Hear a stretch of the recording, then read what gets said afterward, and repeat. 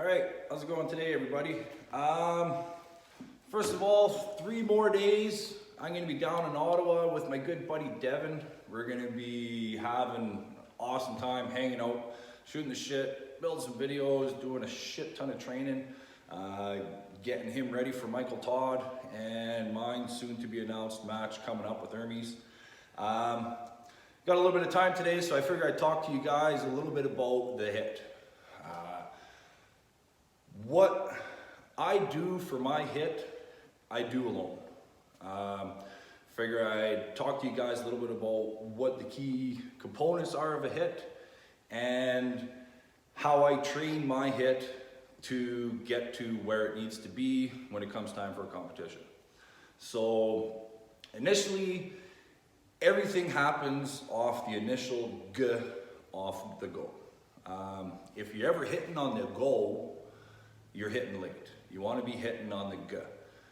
For myself, I don't really train anything specifically for my twitch reflex or anything like that because naturally I was blessed with a quick twitch reflex. So if you're a little slower on your twitch reflex, there's apps, different ways you can train for it, techniques. What they are, I don't know because like I said, I've been blessed with one, so I've never really had to train it much. But besides the twitch reflex for the initial start of your movement, everything else after that I feel is just as important or more important. Not only just being quick off the go, but everything you do after that, the legs, the flaws, any type of opening you give your opponent to either initiate more tension into his muscles or a little bit of a leg where he's able to capitalize on it, that's where your hit's gonna flow. So for training my hit, what I do is I come into the room alone. I usually don't train it much throughout the season, only probably 2 to 4 weeks prior to a big competition or a big match I may have coming up. What I do for it, and you can do this at home by yourself, you can even set up your camera or something so you can see where your flaws or your legs are. But all I do is I set up, I come up to the table, I'll visualize the referees, I'll visualize the crowd, I'll visualize the camera. I try to put myself in the place where I'm gonna be competing. And this isn't just gonna help me familiarize with it, but it's gonna make it more natural when the time comes. So I picture everybody up there, I picture the referees telling me to square my shoulders. I try to make sure my wrist is straight, I'm center of the table, everything how we should be initially starting on the go. And I'll start off, I'll picture the referees, I'll do a WL setup just because it's easier, more fluid to show you how I'll compete or prepare myself or something like that. So close your thumbs, close your hands, and I don't say the whole go because I want to hit on G. So every time I hear G, I'll go through my motion. I'll usually start off nice and slow and I'll just go through it and I'll feel it out. And I'll go through my motion. If something doesn't feel quite right, I have a little bit of a leg or something in there, I'll redo it again. I start over again and I do it until everything is completely smooth.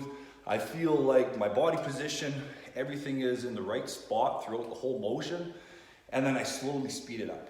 As I speed it up, I continue to assess it and feel for any flaws or legs throughout my movement.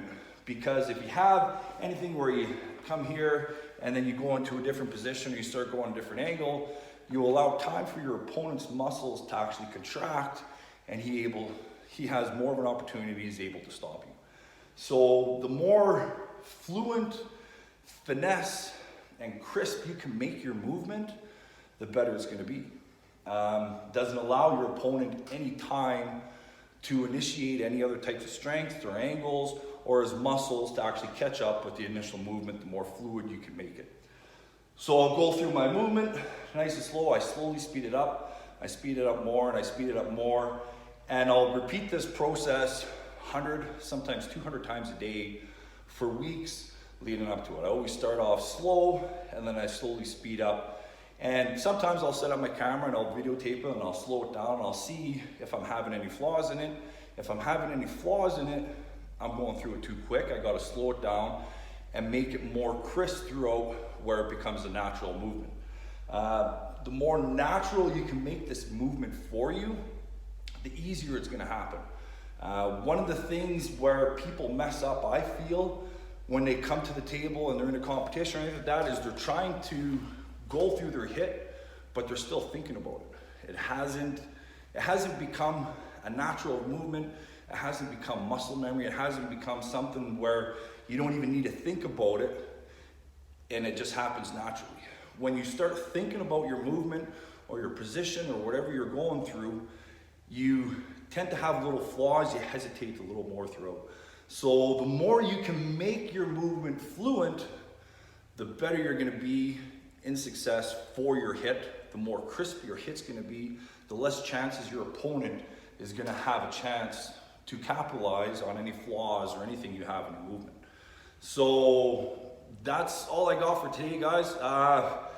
That's what I feel is the most important things about a hit. It's what I use on a religious basis when it comes time closer to a tournament. So hopefully some of these tips and tricks will help you guys out with you guys and your hit. So hopefully you guys have a good day. Thanks for tuning in. Don't forget to subscribe.